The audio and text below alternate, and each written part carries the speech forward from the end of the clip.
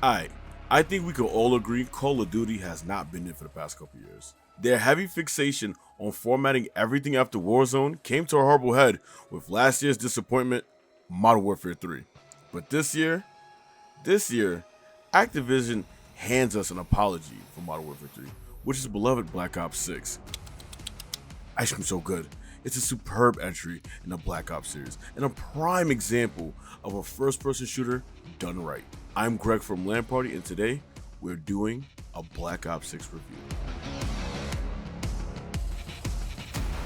Black Ops 6 takes place only a few years after the events of Cold War, providing a perfect mix between old spy thriller and a dash of high-tech militarism from Modern Warfare.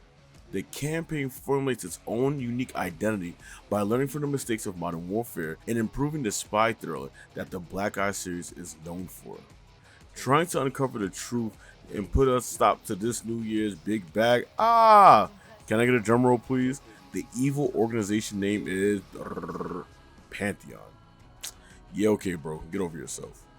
Luckily, with the help of your ragtag team and your super lit base known as Rook, saving the world yet again will be easy. Now, Rook has a lot to offer. Rather than just being a spot where you find out your next mission, you can interact with your team to understand their motivations for taking down Pantheon, or you can just pretend like a dating sim, whatever floats your boat. You can outfit the Rook with new areas to upgrade your weapons and stats, or just explore and uncover the many secrets hidden within the base. Once you're done cozying the base and adding in your PlayStation, you can hit the evidence board and see what your next mission is. I was thoroughly surprised to discover that Black Ops 6 approach to mission design is some of the most diverse I've seen in this series yet. One second, you're storming through a stronghold, guns are blazing, pew, pew, pew, pew, pew, pew. The next second, you're sneaking through a political gallows to break through to a secret underground black site. And even more, you might be fighting a bunch of zombies. It never sticks to a linear pattern, making us wonder what could happen next. Although a lot of the main story does get a little bit predictable at times, and it often uses the same tropes from previous Call of Duty titles, it's still rather enjoyable, just like its multiplayer. Just like everything in Black Ops 6, the multiplayer is completely separated from the main game, offering a new experience that doesn't rely on the success of Warzone. Every weapon is obtained the good old-fashioned way, by increasing your player level through matches. So you know what that means, don't be buns. Every map within Black Ops 6 is designed for fluid player adaptivity in mind, which opens the door for endless possibilities on player engagement. There's always a new route to use if you want to catch your enemy off guard, new loadouts to switch to close, distance, or far, with new ways to utilize the Omni movement to gain the upper hand. During our first impressions, we talked about Black Ops 6's new inclusion of player movement called Omni movement. Cough, cough, shameless plug, shameless plug. Not much has changed since the beta. Much of our coverage from the beta remained the same, with some slight tweaking to smooth out the issues. There was an occasional bug here and there, but less frequent from the beta. It didn't make it any less annoying, however, especially when some of these bugs involve the weapons constantly removing attachments when paired with certain skins. I'm not a big fan of that. Not at all.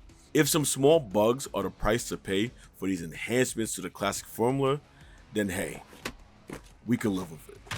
If the return of Black Ops multiplayer doesn't excite you, then you'll be happy to know Zombies had made its return. Much of the Zombies mode follows the same formula that has been introduced in the series back in 2008. Only this time, there has been some slight improvements to make the experience more enjoyable for those who wish to take on the horrors by themselves. As you might have known, Zombies isn't all about survival. It's about uncovering the secrets behind the Dark Ether, their own little Easter egg story in the Zombies universe. Obtaining the clues to progress the story isn't always clear. In fact, it's hard for no reason, but these reasons inspire teamwork and multiple runs. This time, however, if you're trying to solo or with your friends, you have the option to save your progress, which is pretty cool in case you need to take a break or get your butt out your gaming chair. They even provide some helpful ways to guide players in the right direction. Personally, I do miss the over-the-top absurd nature of old Zombies, like How are you topping zombies in the Titanic or outer space? Please, bring it back. Overall, it looks like Activision has learned from their past mistakes, bringing us back to the good old Call of Duty days. With an interestingly diverse campaign combined with an adaptive classic multiplayer experience, it's safe to say this year's Call of Duty is the best we've seen in a long time. Hopefully in the future they manage to iron out some of the bugs and get some new ideas for future stories. But for now, I'm kind of glad what we got. This is a very fun experience. Without it being overshadowed by Warzone, I'm quite happy. I give this a tactical 9 out of 10.